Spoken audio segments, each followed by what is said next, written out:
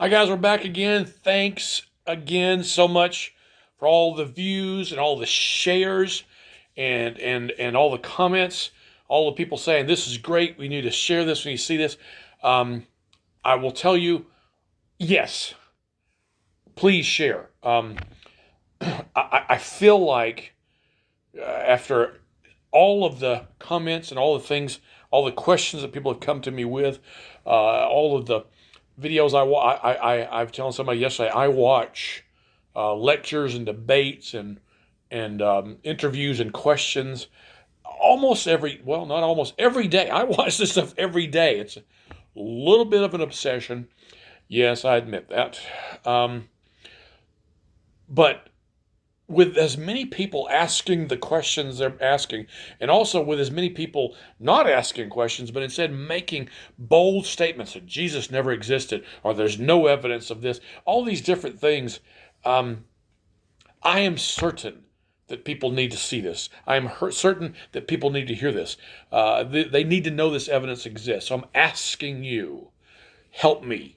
Help me share this. Help me get this out there so that people can stop being fooled, tricked, lied to by Satan. I don't care if it's a History Channel, National Geographic, Discovery Channel, whatever.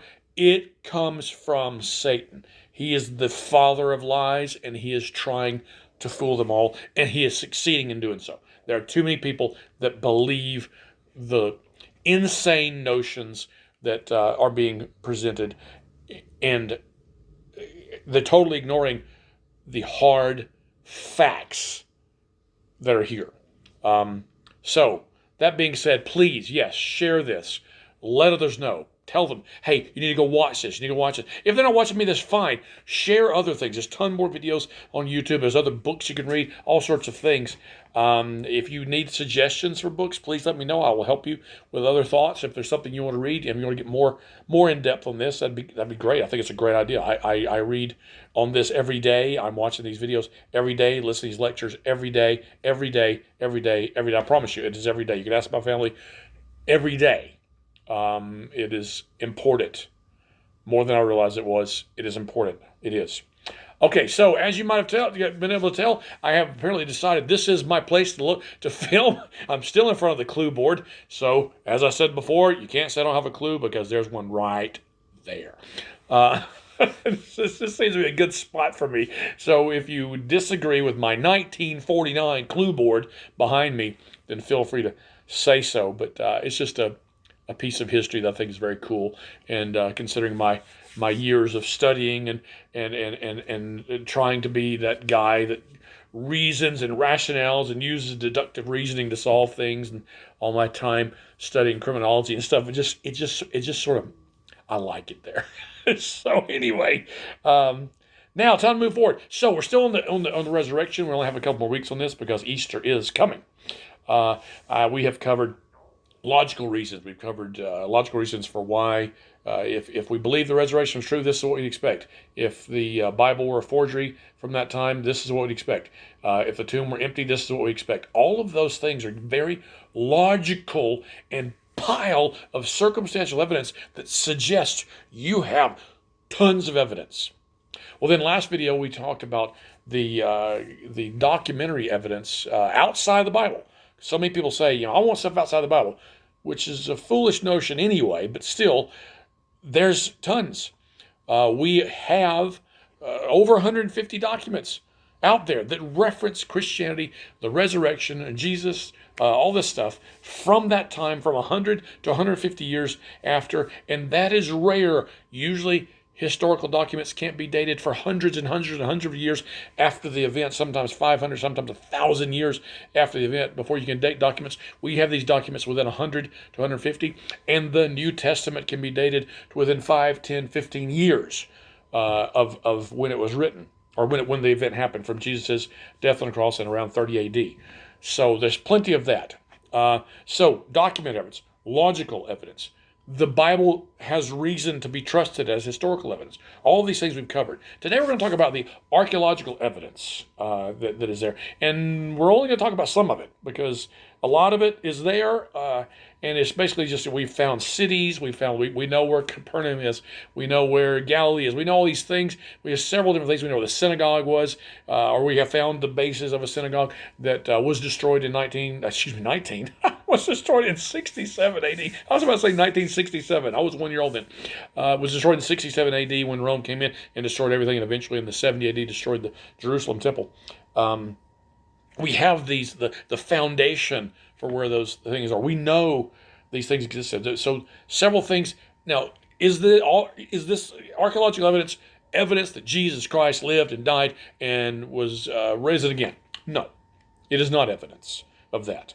It is circumstantial evidence that the stories there are told have basis in reality. This is not mythology. We're not talking about Zeus coming down in the form of a dove and seeing a maiden laying by a stream and he decides that he wants to mate with her. We're not talking about that kind of writing. We're talking about historical writing that references places that exist, references rulers that existed, references times and other issues that are historical things that can be checked out. We can investigate and see. We can confirm these things. That's what I was looking for. Confirmed. Thank you. Confirmed. You got in there. So here we go. The first one I cover is two pools. There's the pool of Siloam, the pool of Bethesda. The pool of Siloam is where, you know the story in the Bible where Jesus puts the mud on the guy's eyes, blind guy, and tells him to go wash his eyes and receive his sight. This pool has been discovered. We know where the pool of Siloam is.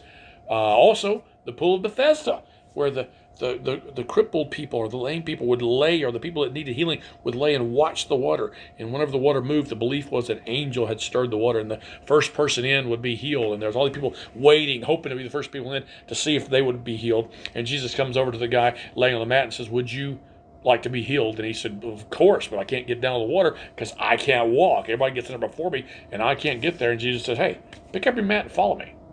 And the dude just did it.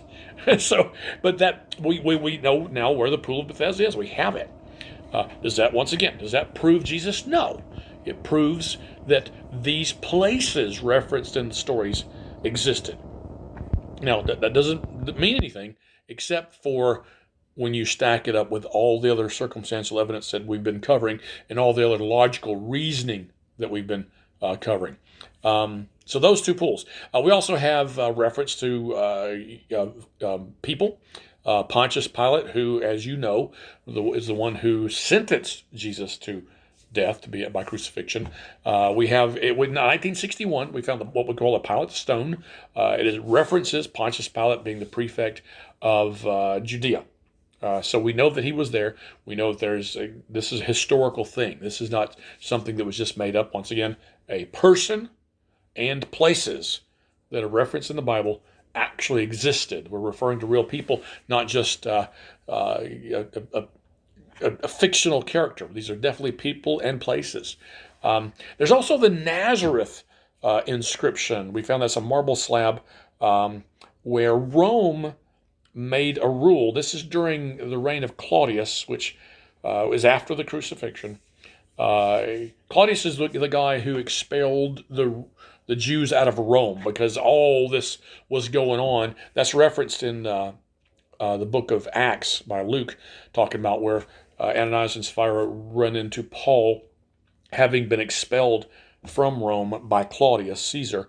Claudius Caesar, in the Nazareth inscription, makes a decree that is illegal, by sentence of death, illegal to remove a body from a tomb. Apparently this was not a law that they had stated before, but for some reason, shortly after 30 AD, when the Jews were saying, "They stole his body," then Claudius Caesar said, "Okay, let's make a law. If you steal a body, you will be put to death."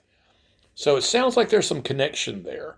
Not evidence for sure, but we already have documentary evidence that say the Jews accused the disciples of stealing the body. So this just sort of supports that. So there's nothing to suggest that that doesn't say something. It does say a lot.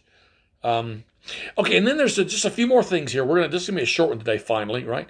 Um, I want you to know what this thing is. It's called an ossuary. An ossuary is also called a bone box. A bone box is this. This is what happened when people died. They put them in a tomb and they waited for their body to rot and decay. And after a year, they would come and take the bones that are left, unwrap them from the shroud, the cloth that they wrapped them in, peel off this decaying cloth, this decaying whatever else is there, and put the bones in a box, usually an alabaster or ivory box, or whatever, and put it in a box and etch on the side whose bones were in there. Well, we have the ossuary for Caiaphas, who was the high priest who Jesus was taken to before Pilate. Sentenced him to death. And so we have the Caiaphas ossuary. We have this one. Now, this one's been questioned as to whether it was legit. The guy who was accused of forgery has been acquitted back in, I guess it was 2002 when it came out. And I want to say 2000, I guess about 10 years of the trial went on and everything. But apparently he has been acquitted. And now, there are some people who say, well, that still doesn't prove anything, that he didn't do it, he didn't forge it. But there are plenty of biblical scholars that say, there's some real reason to believe that this is the true ossuary of, and here it is, James, the brother of Jesus. Supposedly, the inscription on the side says, James, son of Joseph, brother of Jesus. If it's true, if it's legit, then hey, there we go. We have evidence that James existed. However, if it's not true, we still have evidence of James existing in documents that reference him being stoned to death for his belief in Christ, as well as his references in the New Testament, which I don't care if you say, I don't want to believe the Bible. You have to remember, these are just historical documents that happen to be put together into one book that we call the Bible. It doesn't change anything about it being a historical document. It's just placed in a different book. So the question would be, if I didn't put it in the Bible, would you still believed? If it had not been in a book that said you need to face God about your sin, if we didn't have that in there, would you still believe that this was a legitimate historical document? So you have to ask yourself that. The other ossuary I want to talk about is the Johannine ossuary that was found in 1968. This one gives us some evidence of someone being crucified. Apparently, this guy, Johannine, was crucified, and they apparently couldn't get the spike out of his feet. And so it's still stuck in his heel, so the bones of his heel, the nail is still there. Now, what that tells us is that this crucifixion victim was buried and then later put into a bone box, an ossuary.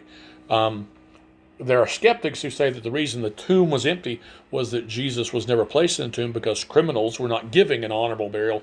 They were thrown into a ditch, a pit where their bodies could just be eaten by dogs and animals. And that's where Jesus really was. That's the reason the tomb was always empty. Well, first off, these people probably would have known that he had been buried there. Also, they didn't say that back then. That theory of the whole dog pit thing was, in our time, really, it wasn't something they talked about back then. The Jews would have back then said, no, we never buried him. He was thrown in a pit. We always do this. But this Johannine ossuary is evidence that sometimes crucifixion victims were buried and were given a respectable burial and put into an ossuary as well. The last thing I want to cover is this, and this one's been tossed back and forth forever as to whether or not it's evidence, whether or not it's legit, whether it's a fraud. And it's the Shroud of Turin. Now, there's a couple of different things that we need to know about this. When it was supposedly in 1988 proven to be proven to be a fraud, there's a problem with how they did it. And this was proven again in the early 2000s, was that when they took a piece of the cloth to date it, they dated it to around 13, 14, 1500 AD. However, if you can Google this and see it, the shroud, I'm doing this way because it's usually in a picture, a rectangle this way with the picture of the body on there. You can see in the corners where they had replaced pieces of cloth because the shroud was carried from place to place. If you know the history of the shroud, it had been carried from place to place. A lot of people thought they had to touch it to be healed and all these kind of things. And us humans seem to want to find relics that we can worship so we can. It's like, just focus on Jesus. Stop worrying about touching things and seeing things and trying to get healing from touching different items. But in let's see, I think it was somewhere between the late 1400s, early 1500s. There was a people who had it, and it was being taken to another place. And the lady Margaret de Charnay, I think is how you pronounce her name, she wanted to keep a piece of it to be on display at her church, so she cut a corner out of it. Well, later on, that corner was replaced with another piece of cloth. And in 1988, it's been proven that they pulled their sample from that piece of cloth and didn't test the rest of the cloth. So I don't know that we can say that in 1988 it was proven to be a fraud. I don't think we can say that right now still. Because of that, they pulled it from the wrong piece of cloth to date it. But let's talk about what we know about the shroud for sure right now. One, do we know it was Jesus' shroud? Absolutely not. But here's what we do know. This is a shroud of a victim of crucifixion. As I said, the body's usually rotted, and then they took the bones away. The shroud, if truly wrapped around a body, was removed from the body before the body decayed, before the cloth decayed. The cloth is not decayed, and it was not wrapped around the body, a body that was decayed. It was taken off of a body. The body was removed in some form or fashion, whether it got up and walked away or whatever. The body was removed before the cloth could be affected by the rotting flesh. On this shroud, there's a wound in the side. It's rare. The bones you can be seen are not broken. And there are multiple wounds around the scalp. There's also pollen found in the cloth around the scalp from briars and vines that are found in that area of Jerusalem. Let's see. I think that really covers all. There's a lot about the shroud that The other thing is this: we still don't know how that image got in that cloth. We don't know. They say we have no way to explain. It has to be some sort of light radiation. We don't know how it got burned into that cloth from beneath it like that. I don't say that it's definitely the shroud of Jesus. I scratch my head and go, maybe. There's a lot more evidence to it, and I could possibly cover more detail, more history of the shroud later. But what it does tell us is this. So forget for a moment that it's definitely Jesus' shroud. But what it does tell us is that we now have another crucifixion victim who was taken to a tomb, wrapped in a cloth, and eventually, apparently sometime later, not much later, but sometime later, removed from that cloth so that cloth could be taken elsewhere before the body actually decayed. So once again, a crucifixion victim that was given a honorable burial, just like the Johannan ossuary. So we've got two now crucifixion victims who were treated differently than, or claimed to be, when they throw them in a pit. So when you start piling these things up, I've given you lots of circumstantial evidence, and we're going to move off of some of that evidence in the next videos to come as we're working towards the resurrection in the next week or so here. I think we've given a lot of evidence. We've given a lot of justification for saying, I've got to look at this a little bit further. Archaeologically, documentary, logic and reason, all of those things say that, when Jesus lived, the stuff he taught in the New Testament, if the New Testament can be believed, which we got some pretty strong evidence, if so, the things he taught suggest, he was a good man. He taught good things. If the miracles are true, then he had power. If he was crucified, and that's historically recorded, then he did what he said he was going to do. He prophesied this was going to happen. It's all prophesied in the Old Testament as well, many times. And historically, there was a tomb empty 3 days later. Historically, empty. Meaning there's a strong historical reason to say this man walked again. Not just because the tomb was empty, but because the fact that those men were willing to die, and women were willing to die, because they said, look, I saw him. I can't tell you I didn't see him. I saw him. So we got plenty of reason. So share that with others. And if you're somebody who goes, I'm not sure that I believe this, look at all my other videos. Wicked Man Ministries. Go to YouTube, Wicked Man Ministries. Watch them. I'm not the only one. Go to YouTube and search others. There are plenty. I think you're going to see that you've got reason to say, I need to believe this. Plenty of other, religious, people may have taught good things, but none of them have historical evidence that support them saying, you need payment for your sin. I am that payment. And none of them have historical evidence that he actually made that payment. He made it for you, and he made it for me. And I'm just a wicked man. Thanks. See you next time.